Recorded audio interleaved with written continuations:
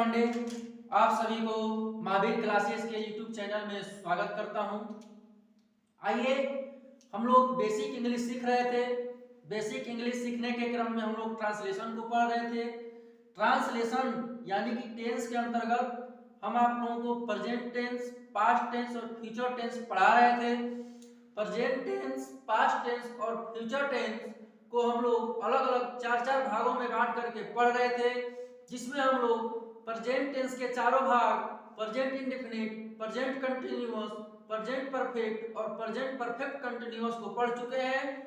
इसके बाद हम लोग पास्ट टेंस को भी पढ़े हैं। Past tense, past indefinite tense, past continuous tense, past perfect tense और पास्ट परफेक्ट कंटिन्यूअस टेंस। इसके बाद अब बारी आती है फ्यूचर टेंस की। फ्यूचर टेंस को भी हम लोग पढ़े हैं। फ्यूचर इंडेफिनिट, फ्यूचर कंटिन्यूअस, इसका हम लोग जिक्र भी करेंगे। इसके बाद हम लोग पढ़ेंगे फ्यूचर परफेक्ट और फ्यूचर परफेक्ट कंटिन्यूअस। इसके बाद हमारा टेंस जो है खत्म हो जाएगा। इसी सिलसिले में हम लोग आगे बढ़ेंगे। अगला वीडियो जो आपका टेंस खत्म होने के बाद आएगा वो वॉइस का होगा। वॉइस को भी हम लोग एकदम डिटेल में टेंस वाइज ही पढ़ेंगे। जिस तरह से हम लोग टेंस के माध्यम से मैंने अनेक तरह के टेंस वाक्यों को सीखा, उसी तरह से वॉइस को भी हम लोग एक्टिव और पैसिव को भी टेंस के माध्यम से ही उसी रूल पर एकदम आसान तरीके से सीखेंगे। देखिए, मैंने प्रेजेंट टेंस का विवरण बताया था आप लोगों को कि टेंस एक समय है, काल है। काल को हम लोग हिंदी व्याकरण में भी पढ़ना है और इंग्लिश में उसको टेंस के रूप में पढ़ना है। तो टेंस को हम लोग तीन भागों में बांट के पढ़े थे। पहला टेंस था आपका प्रेजेंट टेंस। प्रेजेंट टेंस का मतलब आपका वर्तमान काल होता है, यानी कि अभी जो समय चल रहा है वो प्रेजेंट टेंस में है, वर्तमान काल में है। और जो समय पीछे बीत चुका है वो आपका पास्ट टेंस में है, भूतकाल में है। और जो अभी समय आने वाला है वो आपका फ्यूचर टेंस में है, यानी कि भविष्य काल में है। देखिए, इस तरह के टेंसों की चर्चा हम लोग पिछले वीडियो में डिटेल के रूप में किए हैं और ये वीडियो YouTube पर पड़ा है, आप लोग देख लें। और वीडियो अगर पसंद आए लाइक और सब्सक्राइब करना ना भूलें। चैनल को सब्सक्राइब किए रहिएगा तो हमारा वीडियो रोज आपके इस चैनल पे आता है तो आपके पास आसानी से पहुंच जाएगा। इसलिए देर न करें, जल्द से सब्सक्राइब कर लें और घर बैठे इसी चैनल के माध्यम से कक्षा 6वीं से लेकर के 12वीं तक की तैयारी आसानी से करें। आप ही लोगों की सुविधा के लिए ये कदम हम लोगों ने उठाया है। आइए आगे बढ़ते हैं हम लोग फ्यूचर टेंस की ओर। देखिए, मैंने अभी बताया कि जो समय चल रहा है वो वर्तमान काल, जो समय बीत चुका है वो भूतकाल, जो समय आने वाला है वो भविष्य काल।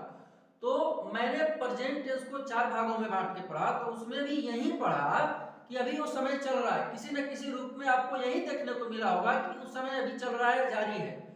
अब बात आती है पास्ट टेंस की। तो पास्ट टेंस में भी हमने वही चीज सीखा है कि जो समय बीत चुका है वो चाहे किसी रूप में हो, पास्ट इंडेफिनिट में हो, पास्ट कंटिन्यूअस में हो, या पास्ट परफेक्ट कंटिन्यूअस में हो, या पास्ट परफेक्ट में हो, तो किसी रूप में हो आपको वही समय बताएगा। आपको उस वाक्य में वही देखने को मिलेगा कि वो समय, वो कार्य बीत चुका है, वो समय बीत चुका है। अब हम लोग भविष्य काल की ओर बढ़ते हैं, फ्यूचर टेंस की ओर बढ़ते हैं। तो फ्यूचर टेंस में भी आप चाहे फ्यूचर इंडेफिनिट पढ़िए, चाहे फ्यूचर कंटिन्यूअस पढ़िए, चाहे फ्यूचर परफेक्ट पढ़िए, चाहे फ्यूचर परफेक्ट कंटिन्यूअस पढ़िए, इसमें भी आपको वही चीज देखने को मिलेगा कि ये कार्य अभी होने वाला है। फ्यूचर का मतलब होता ही है भविष्य। तो आइए यहां पर हम लोग आगे बढ़ते हैं फ्यूचर टेंस की ओर। तो फ्यूचर टेंस यानी कि भविष्य काल, हमारा जो समय अभी आने वाला है उस समय की गणना हम लोग फ्यूचर कंटिन्यूअस के माध्यम से करेंगे। देखिए, फ्यूचर इंडेफिनिट हम पिछले वीडियो में पढ़ा दिए हैं, वो आपको उसमें YouTube में पढ़ा है, आप लोग उसको देख सकते हैं। आइए हम लोग आगे बढ़ते हैं फ्यूचर कंटिन्यूअस की ओर, यानी कि ये फ्यूचर टेंस का दूसरा पार्ट है। तो फ्यूचर कंटिन्यूअस जो होता है इसमें भी आपको यही चीज सीखने को मिलेगा, यह काम जो है वो अभी होने वाला है, भले कंटिन्यू है, काम होने वाला है, वो काम होगा लेकिन कंटिन्यू होगा। यही आपको इस चीज में देखने को मिलेगा, चाहे निगेटिव में देखने को मिले चाहे इंट्रोगेटिव। आइए हम लोग शुरुआत करते हैं पहचान से। किसी भी टेंस को पहचानने का तरीका पता होना चाहिए कि वो टेंस कैसे फ्यूचर कंटिन्यूअस में ही है। तो क्रिया से हमें यह पता चल जाता है, वर्ब से हमें यह पता चल जाता है यह टेंस जो है किसमें है। तो आइए हम लोग देखते हैं, शुरू में ही हम पहचान बताए हैं जिस हिंदी वाक्य के क्रिया के अंत में, देखिए क्रिया के अंत में रहेगा, रहेगी, रहेंगे इत्यादि लगा रहे तो उस क्रिया का प्रयोग किसमें होगा, फ्यूचर कंटिन्यूअस टेंस में होगा। यहां पर डॉट डॉट दिए हैं, इसका मतलब ये है कि इस क्रिया का प्रयोग फ्यूचर कंटिन्यूअस टेंस में होगा। देखिए हमें वर्ब के माध्यम से ही पता लगाना है कि वो सेंटेंस जो दिया है वो किस टेंस में है। और जब टेंस पता चल जाएगा तो हम लोग उसको रूल के अनुसार, नियम के अनुसार उसको इंग्लिश में ट्रांसलेट कर देंगे। आइए अब नोट में दिया है कि इन क्रियाओं का बोध होता है कि भविष्य में भी काम जारी रहेगा। इन क्रियाओं से यह बोध होता है कि भविष्य में भी काम क्या रहेगा, जारी रहेगा। भविष्य आने वाले समय में भी जो हम काम करेंगे या करने जा रहे हैं वो काम हमारा जारी ही रहेगा, रुकेगा नहीं। ये काम जो होगा फ्यूचर कंटिन्यूअस टेंस में होगा।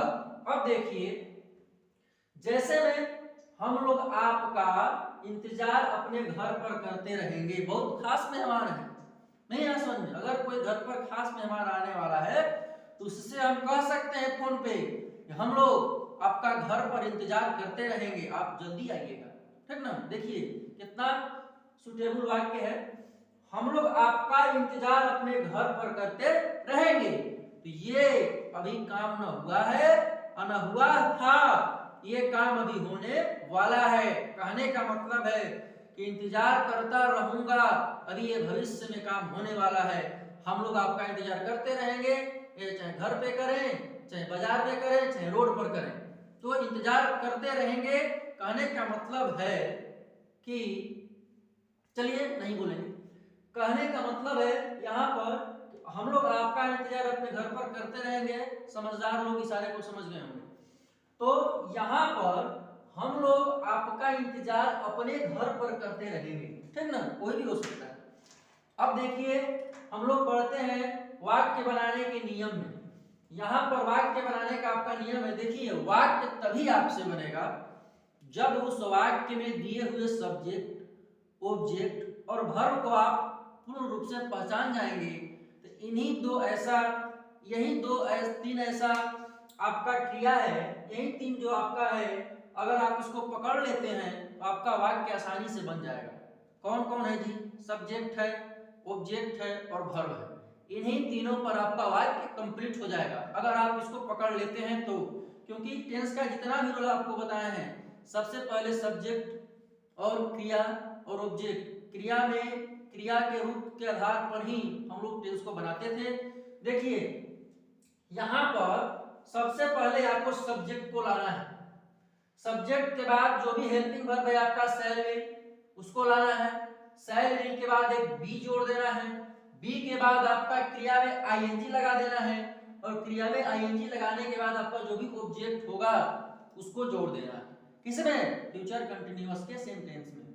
अब आइए हम लोग देखते हैं और इसको बनाते भी हैं। तो यहाँ पर कह रहे हैं कि हम लोग आपका इंतजार अपने घर पर करते रहेंगे। अच्छा ये बताइए, इसमें सब्जेक्ट तो हो गया हम लोग, लेकिन आपका और अपना दो बार दे दिया। ये भी एक ऑब्जेक्ट है, लेकिन यहाँ पर अपना घर के साथ जो भी लगेगा ऑब्जेक्ट उसको लगाएंगे और आपका इंतजार का होगा तो उसको भी उसके साथ लगाएंगे। तो कहने का मतलब है कि सबसे पहले हम लोग सब्जेक्ट को पकड़ेंगे। सब्जेक्ट आपका हम लोग हो गया, इंतजार करना आपका हो गया वर्ब, और अपना घर हो चाहे किसी का घर हो, ठीक ना, तो हम लोग उसको लास्ट में देखेंगे। देखिए यहाँ पर हम लोग जो है इंतजार करना, तो यहां पर इंतजार करना जो है आपका वर्ब हो जाएगा। अब वर्ब में कह रहा है कि आईएनजी लगाना है, क्योंकि ये काम कंटिन्यू भविष्य में होने वाला है। जब वाक्य कंटिन्यू होता है, कंटिन्यूअस में होता है, तो वहां पर हम लोग क्रिया में आईएनजी लगाते हैं, क्योंकि मैंने शुरू में ही बताया था कि क्रिया के माध्यम से ही, वर्ब के माध्यम से ही हम लोग पता करते हैं कि हमारा वाक्य जो है किस टेंस में है। देखिए यहाँ पर सब्जेक्ट आपका हो गया वी, वी, वी के बाद हम लोग सेल विल को देखेंगे कि सेल किसके साथ आएगा, विल किसके साथ आएगा। मैंने पिछले वीडियो में जिक्र किया है और बताया भी है कि सेल केवल आई और वी के साथ आता है और बाकी के साथ आपका विल का प्रयोग होता है। यानी कि फर्स्ट पर्सन के सिंगुलर और प्लूरल के साथ सेल का प्रयोग होगा और सेकेंड पर्सन और थर्ड पर्सन के सिंगुलर और प्लूरल के साथ हमारा विल का प्रयोग होगा। आइए यहाँ पर जो सब्जेक्ट हमारा दिया है वह फर्स्ट पर्सन का प्लूरल में दिया है, यानी कि वी दिया है, तो वी के साथ हम लोग सेल लगाएंगे, इसमें कोई संकोच नहीं है। तो यहाँ पर हम लोग सेल लगा दिए, वी सेल। इसके बाद कह रहा है कितने ना बी को भी जोड़ना है आपको, तो वी सेल बी, बी। अब आएगा क्रिया की बारी, क्रिया में आईएनजी लगाना है, तो यहाँ पर क्या है आपका, है आपका इंतजार। इंतजार करना क्या होता है, wait, W A I T, wait, W A I T I N G, ING भी लगाना है ना, तो वेटिंग। तो यहाँ पर we shall be waiting, waiting हो गया क्योंकि क्रिया में आईएनजी लगाना है। वेटिंग के बाद हम कहेंगे आपका इंतजार करते रहेंगे, तो फॉर यू, फॉर यू। अब कह रहा है फॉर यू के बाद, फॉर यू आपका इंतजार करते रहेंगे, फॉर यू कह रहा है कि अपने घर पर, तो अपने घर पर ना ऑब्जेक्ट के बाद अदर वर्ड जो भी होगा हम जोड़ देंगे, तो अपने घर पर, तो फॉर यू, इसके बाद at your house, at your house, HOUSE, at your house. कहने का मतलब है कि हम लोग आपका इंतजार अपने घर पर करते रहेंगे। तो पहले सब्जेक्ट लगाए, हेल्पिंग वर्ब सब्जेक्ट के अनुसार ही आता है, सेल विल तो सेल लगाए, इसके बाद बी को जोड़ दिए, क्रिया में आईएनजी लगा दिए, क्रिया में आईएनजी लगाने के बाद हम लोग यहाँ पर ऑब्जेक्ट का प्रयोग किए हैं, आपका ऑब्जेक्ट यहाँ पर आपका हो गया है।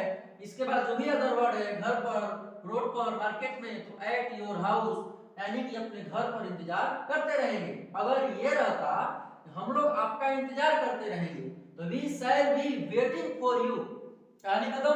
लेकिन अदर वर्ड भी इसमें दिया है, एट योर हाउस, यानी कि अपने घर पर, तो एट योर हाउस हो जाएगा। आइए हम लोग इसी सिलसिले में, इसी टेंस में हम लोग निगेटिव को भी देख लेते हैं, नकारात्मक। देखिए नकारात्मक का हम जिक्र किए थे कि अगर सिंपल निगेटिव में सेंटेंस रहेगा तो हम लोग बिना सोचे समझे हेल्पिंग वर्ब के तुरंत बाद हम लोग नॉट को जोड़ देते हैं। लेकिन वहीं जब इंट्रोगेटिव में हो जाएगा तो सब्जेक्ट के बाद नॉट को जोड़ते हैं। वहां पे हेल्पिंग वर्ब आपका सब्जेक्ट से पहले हो जाता है और सब्जेक्ट के बाद हम लोग नॉट को जोड़ते हैं। यहाँ पर सिंपल निगेटिव को पहले देख लेते हैं, इसके बाद इंट्रोगेटिव की ओर चलेंगे। यहाँ पर सिंपल इंट्रोगेटिव जो होगा, निगेटिव जो होगा आपका होगा कि जैसे मान लीजिए कि कोई वाक्य में अगर नहीं का प्रयोग दे देता है, नॉट दे देता है, नहीं दे देता है, तो सेंटेंस जो है निगेटिव में हो जाता है, नकारात्मक में हो जाता है। तो यहाँ पर हम लोग आपका इंतजार नहीं करते रहेंगे, गुस्सियाया है लोग, ठीक ना, आओ हम लोग तुम्हारा इंतजार ही नहीं करेंगे, जहां जाना होगा वहां चले जाएंगे। कहने का मतलब है हम लोग आपका इंतजार नहीं करते रहेंगे, यानी कि नहीं करते रहेंगे। तो यहाँ पर जब नहीं आ गया तो हमारा वाक्य जो है निगेटिव में हो गया। जब निगेटिव में हो गया तो नकारात्मक वाक्य बनाने के लिए शैल विल, जो भी आपका हेल्पिंग वर्ब होगा, शैल विल हो या वाज वेयर हो, हैज हैव हो, इज आर एम हो या डू डज हो, तुरंत उसके बाद अगर सिंपल में है, सिंपल में है तो हम लोग क्या करेंगे, नॉट को जोड़ देंगे। अगर इंट्रोगेटिव दे दिया तो उसमें थोड़ा रूल नॉट लगाने का बदल जाता है। तो कहने का मतलब है कि सब्जेक्ट को पहले देखेंगे, सब्जेक्ट आपका यहाँ पर हम लोग है, हम लोग का आपका वी हो जाएगा, वी के साथ हम लोग वही काम करेंगे, सेल लगाएंगे, सेल हो गया आपका। सेल लगाने के तुरंत बाद नॉट को लगा देंगे, क्योंकि तुरंत हेल्पिंग वर्ब के बाद सिंपल सेंटेंस में है नेगेटिव, नॉट लगा देंगे। नॉट के बाद हम लोग बी जोड़ देंगे और बी के बाद क्रिया में आईएनजी लगा देंगे। तो इंतजार करना है ना, तो WAITING वेटिंग, हम लोग आपका इंतजार नहीं करते रहेंगे। तो we shall not be waiting for you, हम लोग आपका इंतजार नहीं करते रहेंगे। कहने का मतलब है कि पहले सब्जेक्ट को लाइए, सब्जेक्ट आपका वी है, वी के अनुसार सब्जेक्ट के अनुसार शैल विल लाइए, तो वी के साथ शैल लगेगा। और जो तुरंत शैल विल लिखने के बाद अगर वाक्य आपका सिंपल नेगेटिव में है, हेल्पिंग वर्ब के जस्ट बाद हम लोग नॉट को लिख देंगे, नॉट के बाद बी को उतार देंगे, बी के बाद आपका क्रिया जो भी होगा उसमें आईएनजी लगा देंगे और आईएनजी लगाने के बाद आपका ऑब्जेक्ट और जो भी अदर वर्ड होगा उसको जोड़ देंगे। ऑब्जेक्ट के बाद कुछ हो घास फूस जोड़ दीजिए, कोई दिक्कत नहीं। पहले इतना तक हमारा रूल के अनुसार चलना चाहिए। सब्जेक्ट शैल विल, इसके बाद नॉट, तब बी, तब क्रिया में आईएनजी और इसके बाद ऑब्जेक्ट, इसके बाद जो भी अकस्मत हुआ है लास्ट में। अब देखिए हम लोग चलते हैं इंट्रोगेटिव सेंटेंस की ओर। इंट्रोगेटिव सेंटेंस जो है हमारा दो तरह का होता है। देखिए जब प्रश्न सूचक वाक्य ना, जो प्रश्न सूचक शब्द होते हैं प्रश्न सूचक वाक्य में ही आते हैं, तो प्रश्न सूचक शब्द कभी कभी वाक्य के शुरू में आ जाते हैं और कभी कभी वाक्य के बीच में भी आ जाते हैं। तो यहाँ पर जब वाक्य के शुरू में रहते हैं तो हमारा बनाने का जो नियम होता है कुछ अलग हो जाता है, और जब वाक्य के बीच में आते हैं तो हमारा नियम कुछ अलग हो जाता है। मैंने इसका जिक्र पिछले वीडियो में भी किया है। हम यहाँ पर वाक्य को बनाने वाले हैं, तो यहाँ पर भी थोड़ा सा हम लोग इंट्रोडक्शन इसका जान लेते हैं। देखिए कहने का मतलब है मेरा, क्लियरिटी साफ है कि जब इंट्रोगेटिव वर्ड यानी कि प्रश्न सूचक शब्द जो है वाक्य के शुरू में आते हैं, तो जब वाक्य के शुरू में आएंगे तो हमारा जो भी हेल्पिंग वर्ब होगा उस वाक्य का, उस टेंस का, इसमें शैल विल है तो शैल विल को पहले लिख देंगे सब्जेक्ट के अनुसार। इसके बाद जब भी इंट्रोगेटिव वर्ड प्रश्न सूचक शब्द हमारा इंट्रोगेटिव सेंटेंस यानी कि प्रश्न सूचक वाक्य के बीच में आते हैं, तो उस समय जो भी इंट्रोगेटिव वर्ड है प्रश्न सूचक शब्द है उसका वर्ड मीनिंग जो होगा हम लोग उस वाक्य के शुरू में लिख देते हैं, तब हम वाक्य को बनाते हैं। आइए एक बार उसको देख लेते हैं। इसके बाद कह रहा है क्या आप क्रिकेट खेलते रहेंगे। देखिए ये काम भविष्य में ही होने वाला है, लेकिन कोई व्यक्ति आपसे क्वेश्चन पूछ दिया तो इंट्रोगेटिव हो गया। कहने का मतलब है कि क्या आप क्रिकेट खेलते रहेंगे, तो यहां पर आपके अनुसार आपका हेल्पिंग वर्ब पहले आएगा। क्यों आएगा? अभी मैंने बताया जब इंट्रोगेटिव वर्ड वाक्य के शुरू में दे देगा तो आप क्या करेंगे, वहां पे जो भी हेल्पिंग वर्ब होगा उसको वाक्य के शुरू में लिख देंगे। आपके अनुसार आएगा आपका यू होगा, यू के अनुसार हम लगाएंगे विल। क्यों लगाएंगे विल? क्योंकि केवल आई और वी के साथ ही शैल का प्रयोग होगा और बाकी जितने होंगे उनके साथ विल का प्रयोग होगा। तो विल, इसके बाद विल के बाद हम लोग लगाएंगे सब्जेक्ट को खोजेंगे। सब्जेक्ट आपका यू है तो विल यू, इसके बाद बी भी जोड़ना है ना, विल यू बी। देखिए अगर निगेटिव रहता, नॉट रहता, तो हम लोग यू सब्जेक्ट के जस्ट बाद नॉट को लिख देते। जैसे क्या आप क्रिकेट नहीं खेलते रहेंगे तो यू नॉट बी हो जाता, ठीक ना। तो यहाँ पर नॉट नहीं है तो देख लेते हैं, नॉट को भी एक बार देख लेंगे।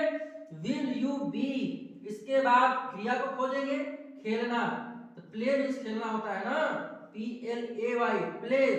क्रिया में आईएनजी लगाना है तो प्लेइंग हो जाएगा, प्लेइंग।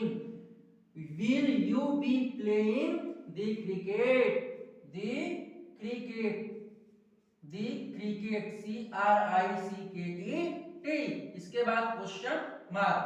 देखिए पहले हम लोग हेल्पिंग वर्ब को लगाए। हेल्पिंग वर्ब को क्यों लगाए हैं?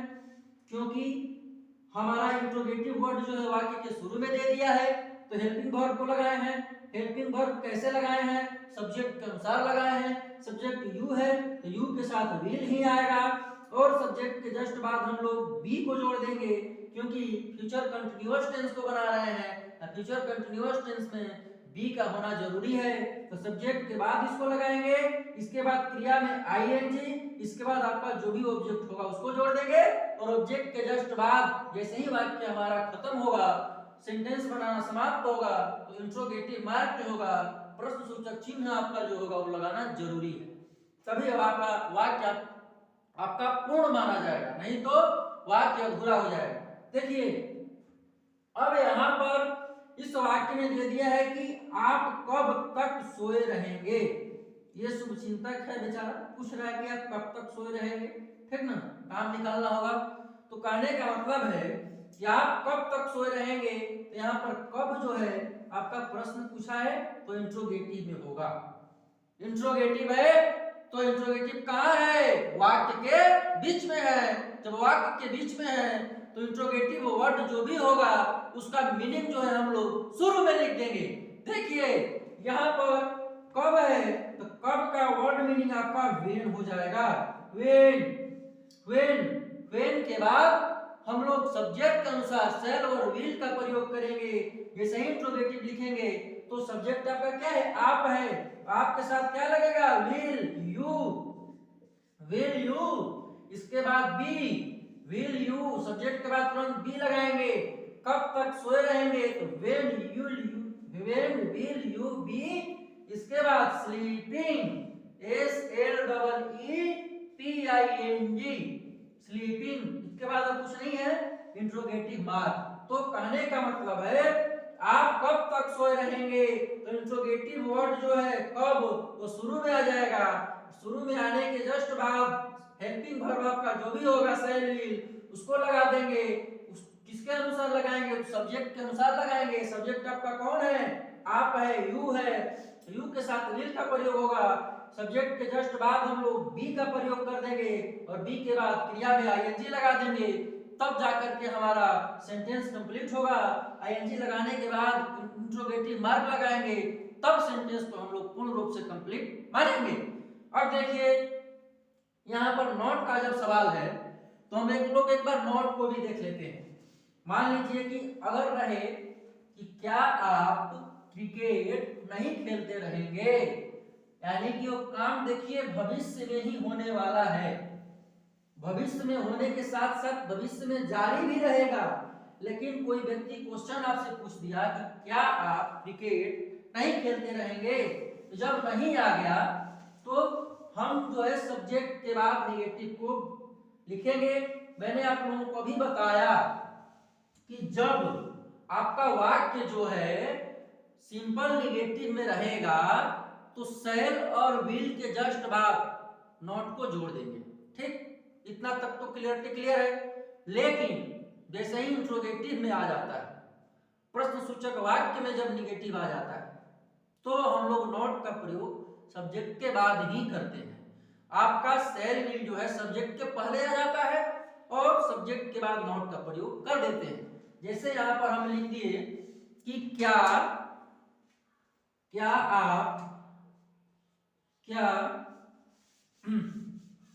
आप क्रिकेट नहीं खेलते रहेंगे।